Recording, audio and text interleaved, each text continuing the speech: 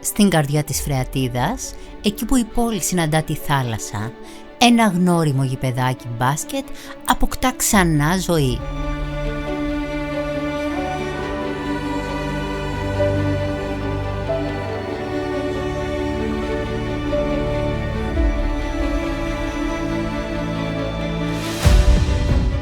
Ένας χώρος που μεγάλωσε γενιές και γενιές παιδιών, που γέμισε με φωνές, παιχνίδι και όνειρα, ανανεώθηκε και επιστρέφει καλύτερος από ποτέ.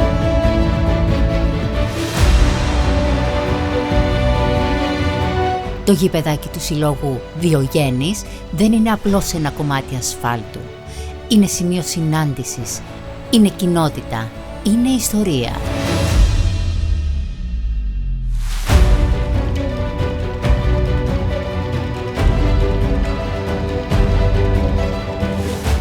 Με πρωτοβουλία και φροντίδα του Δήμου Πειραιά, ο χώρος ανακαινίστηκε για να προσφέρει ασφάλεια, ποιότητα και χαρά σε όλους τους δημότες.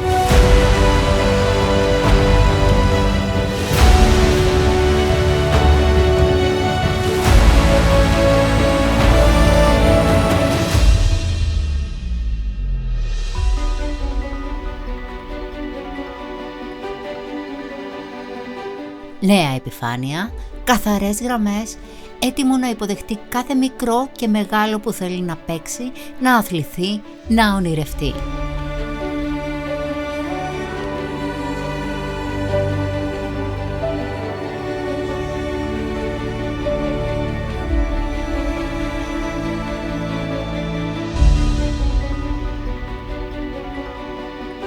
Εδώ κάθε σουτ μετράει. Κάθε πάσα ενώνει, κάθε παιχνίδι γράφει μια νέα ιστορία.